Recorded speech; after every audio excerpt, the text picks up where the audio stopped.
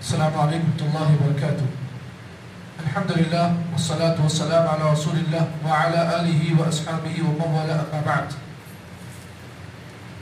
وعن ابی شریح خویلد بن عمرو القضائی رضی اللہ تعالی عنہ قال قال النبی صلی اللہ علیہ وسلم اللہم انی احرج حق الضعیفین الیتیم والمرأة.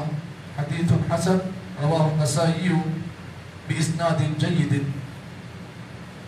آج جو حدیث میں نے آپ کے سامنے پیش کی ہے، اس حدیث کے راوی حضرت خویلد بن عمرو رضی اللہ تعالی عنہ ہیں. فرماتے ہیں نبی اکرم صلی اللہ علیہ وسلم نے ارشاد فرمایا اللہم انی احرج حق الضعیفین، کہ میں اے اللہ اپنی امت کو میرے جانے کے بعد میں اپنی امت کے لوگوں کو دو کمزور لوگوں کے بارے میں ہمیشہ اللہ تعالیٰ سے ڈرنے کا حکم دیتا ہوں. پھر سے سنیے حدیث کے لفظ کو. نبی اکرم نے فرمایا اے اللہ بے شک میں اپنے جانے کے بعد میری امت کے لوگوں کو دو کمزور لوگوں کے حق کے بارے میں اللہ تعالیٰ سے ڈرنے کا حکم دیتا ہوں. اب سوال یہ پیدا ہوا وہ دو کون سے کمزور لوگ ہیں جن کے بارے میں اللہ کے نبی صلی اللہ علیہ وسلم نے اپنے امت کے لوگوں کو آپ نے ڈرنے کا حکم دیا ہے. پہلی چیز اللہ کے نبی نے فرمایا الیتیم، ان میں پہلا نمبر یتیموں کا ہے اور دوسرا نمبر والمرأة، عورتوں کا ہے. تو نبی اکرم صلی اللہ علیہ وسلم اس ایک حدیث کے اندر یہ دو کمزور لوگ ایسے ہیں ہر دور میں ان دونوں پر ظلم ہوا ہے. یتیموں پر بھی ظلم ہوا ہے اور عورتوں پر بھی ظلم ہوا ہے. اور یہ بات آپ یاد رکھیں، اگر عورت پر کوئی مرد اگر ظلم کرتا ہے، ایک ہوتا ہے ظلم بیجا یعنی بغیر وجہ کے ظلم کرتا ہے، تو پھر یہی عورت اس آدمی کے لیے اللہ کے راستے میں، اس کے اللہ کے دین کے راستے میں رکاوٹ بن جاتی ہے. تو اگر کوئی مرد بیجا اپنی عورت پر ظلم کرتا ہے تو نبی اکرم صلی اللہ علیہ وسلم نے ایسے لوگوں کو آپ نے خصوصی طور پر حکم دیا کہ ایسے کمزور لوگوں کے بارے میں ہمیشہ اللہ سے ڈرتے رہو. یہ پہلا وصف اور پہلی چیز جس سے اللہ کے نبی صلی اللہ علیہ وسلم نے اللہ سے ڈرنے کا حکم دیا ہے وہ ہے عورتیں. اور دوسری چیز نبی اکرم فرمایا یتیم. اور ہر دور میں ایسے ہوا ہے یہ یتیموں کا حق کھایا گیا.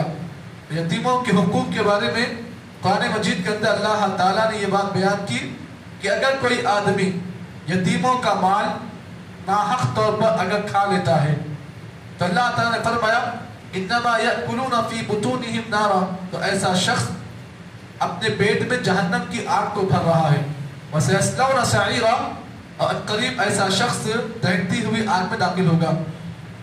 نبی اکرم صلی اللہ علیہ وسلم نے معراج کی رات آپ نے بہت سارے عذابات دیکھے.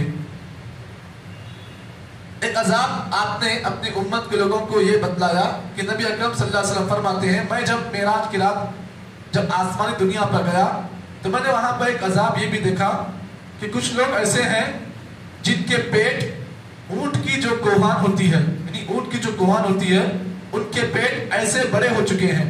اور میں نے یہ بھی دیکھا کہ دو لوگ ایسے بھی ہیں جو ایک آدمی ان میں کا ایک آدمی اس آدمی کے منہ کو ایسا چیر رہا ہے کہ اس کا جبڑا جو ہے بالکل کھلا ہوا ہے، اتنی زور سے کھینچ رہا ہے کہ اس کا جبڑا نظر آ رہا ہے.